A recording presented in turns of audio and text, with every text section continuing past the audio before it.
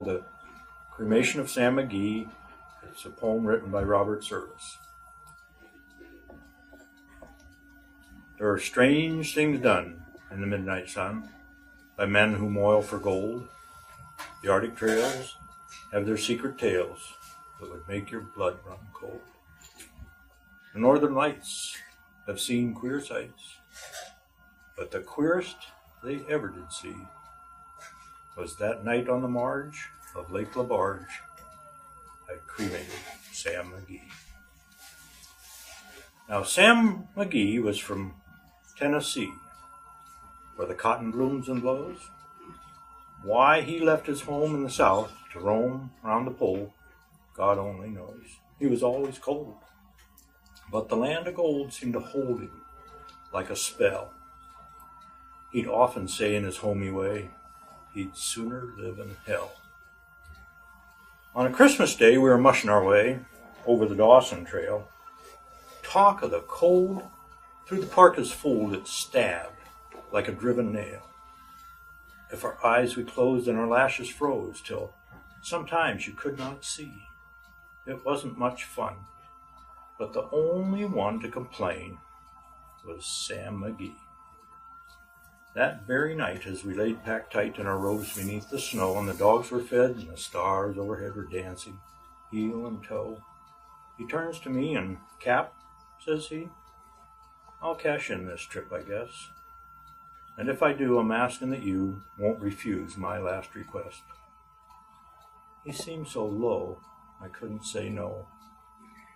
Then he says with sort of a moan, "It's this cursed cold.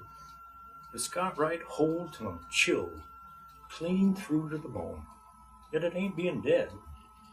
It's the awful dread of the icy grave that pains. So I want you to swear, foul or fair, you'll cremate my last remains." Well, a pal's last need is a thing to heed, so I swore I would not fail. We started on at the streak of dawn, but God, he was ghastly pale. He crouched in the sleigh and raved all day of his home in Tennessee, and by nightfall the corpse was all that was left of Sam McGee. There wasn't a breath in that land of death as I hurried, horror-driven, with a corpse half hid I couldn't get rid because of a promise given. It was lashed to the sleigh, and it seemed to say, "You may tax your brawn and brain, but you promised true, and it's up to you to cremate those last remains." Well, a promise made is a debt unpaid, and the trail has its own stern code. In the days to come, though my lips were dumb, in my heart how I cursed that load in the long, long night round the lone firelight, while the huskies, round in a ring, howled out their woes to the homeless snow.